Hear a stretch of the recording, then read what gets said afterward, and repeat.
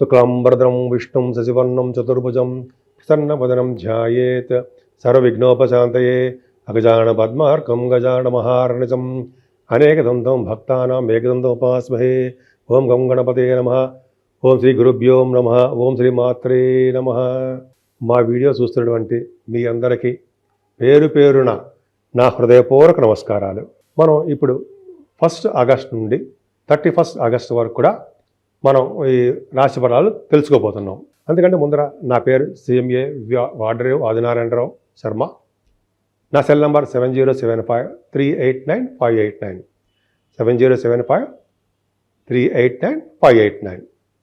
ఇప్పుడు మనం మకర రాశి వారికి ఈ నెల మొత్తం కూడా జాగ్రత్తగా ఉండవలసిన అవసరం ఏం లేదు. చక్కగా బ్రహ్మాండంగా సక్సెస్ అవుతూ ఉంటారు. మీ సెకండ్ భావంలో గురుడు రాహు ఉన్నప్పటికీ కూడా ధనప్రాప్తి సక్రమంగానే జరుగుతుండలో చదివలేదు. కానీ రాహు ద్వితీయ భావంలో ఉంటే ధనవంతులు అవుతారండి. గౌరవనీయులు పూజలు అంటే పెద్ద పెద్ద వారితో కొద్దిగా విరోధాలు కలగడానికి అవకాశం ఉంది. అంతేకాకుండా అనారోగ్య సమస్యలు జరగడానికి, కలహాలు రావడానికి అవకాశము మీ ఉంది. రెండవ రాహు వల్ల ముఖానికి సంబంధించిన ప్రాబ్లమ్స్ వస్తాయి. గాయకులకి, యాంకరింగ్ వృత్తిలో ఉన్న వారికి ధనప్రాప్తి ఖచ్చితంగా కలిగి తీరుతుంది.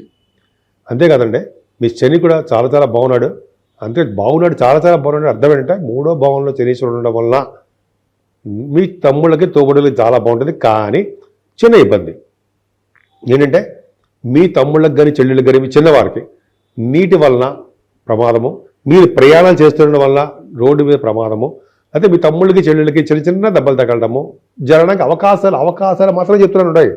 జరిగిపోతాయని చెప్పకూడదు. ఎప్పుడు కూడా అవకాశాలు ఉంటాయి, ఎందుకంటే జరగవు. ఎందుకంటే మీ దశలు బ్రహ్మాండ మంచి దశలు ఉంటుంటాయి. భగవంతుని పూజిస్తూ ఉంటాడు.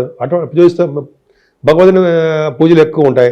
అటువంటిప్పుడు జరిగిపోతాయి. అలా కాదు, నీటి వల్ల ప్రమాదాలు కొంచెం ఉన్నాయి చెప్పాలి.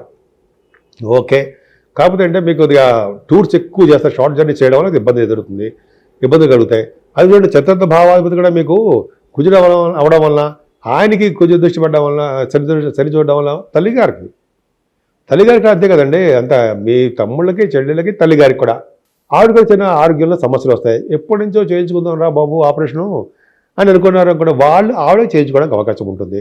చదువులో స్టూడెంట్స్కి చాలా ప్రాబ్లమ్స్ వస్తుంటాయి కదండి. ఎంత బాగా చదువుదాం అనుకున్నా కూడా ఇనిషియల్ స్టేజ్ చెప్పాను నేను. ఫోర్త్ భావం కాబట్టి కొద్దిగా చిన్న విద్యార్థులకి వాళ్ళకి విద్యలో కూడా చాలా ఆటంకాలు ఎదురవుతూ ఉంటాయి. సంతానం విషయంలో కూడా పురోగతి ఉంటుందంటే సంతానం ఉంటారు మీకు. కానీ పుత్రిక సంతాన యోగం కలగడానికి అవకాశాలు మాత్రం బ్రహ్మాండంగా ఉన్నాయి.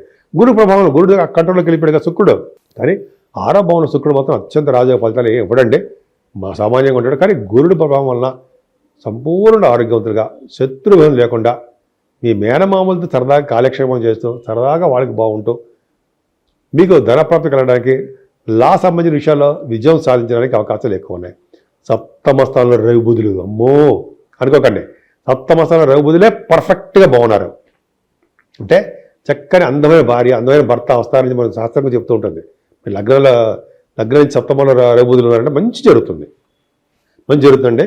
అంతేకాకుండా ఫైనాన్స్ రంగంలో కూడా బాగా డెవలప్ అవుతారు. ముఖ్యంగా డాక్టర్స్ రవి బుధులు సప్తమ స్థానంలో ఉన్న, దశమంలో ఉన్న, భాగ్య కొన్ని చాలా ఉన్నాయండి కాంబినేషన్స్.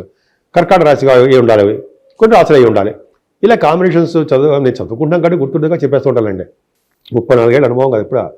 సరే అది పక్క 35 ఏళ్ళు, సరే పక్క పెడదామంటే ఏళ్ళు ఎన్ని ఉన్నాయో కాదు, జ్ఞాపక శక్తి ఎంత ఉంది, ఎన్ని బుక్స్ చదివాం అనేది చాలా తక్కువ ఉంటుంది. ఎంత చదివినా కూడా మేము ఎంత నాలెడ్జ్ సంపాదించినా కూడా ఇంకా చదవాలి అనిపిస్తుంటే బుక్స్ రిఫర్ చేస్తూ ఉంటా.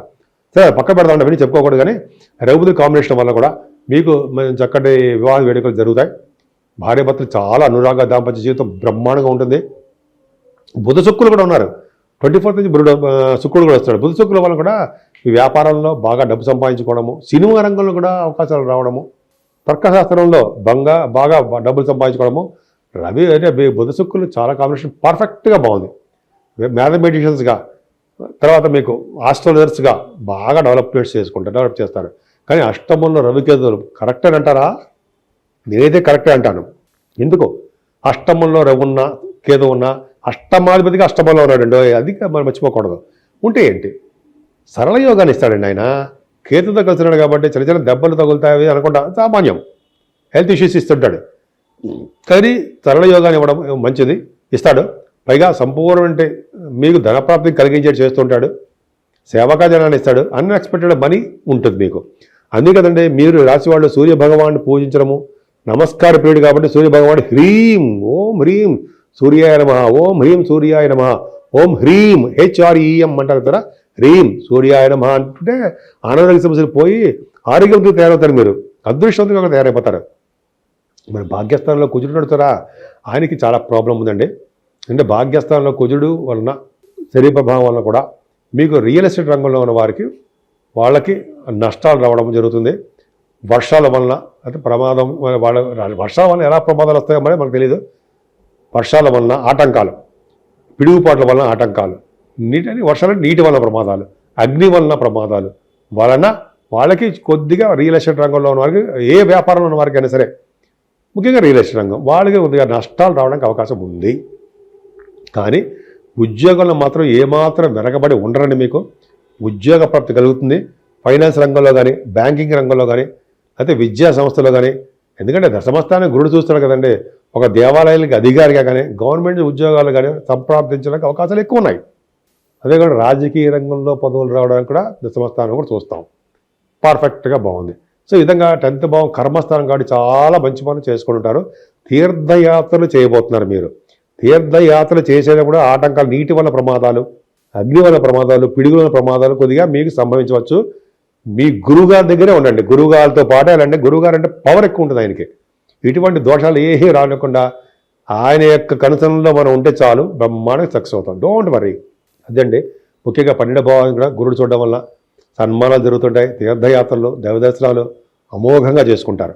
ముఖ్యంగా ఈ ఆగస్టు నెల మొత్తం కూడా మకర రాశి వారికి చెప్పదగ్గ సూచనలు ఏంటంటే పూజలు చేసుకోవడం, పరిహారం. జనరల్గా ఏంటంటే మీరు శ్రావణ మాసం అవడం వల్ల, పైగా 8వ తారీఖు శ్రావణ మాస శుక్రవారం అవడం వల్ల అద్భుతమైన పూజలు చేసుకుంటారు. మీరు చెప్పక్కర్లా. లక్ష్మీ అమ్మని పూజ చేస్తుంటారు, కుంకుమ పూజలు చేసుకుంటుంటారు. ఆ రోజు వాయినాలని ఏవో ఇస్తుంటారు కదా మీరు, అదొకటి. పైగా మంగళ గౌరీ వ్రతాలు ఉంటాయి. మంగళవారం పూట గౌరీదేవి పూజలు, అదొకటి. అద్భుతమైన ఫలితాలు ఇవ్వడం.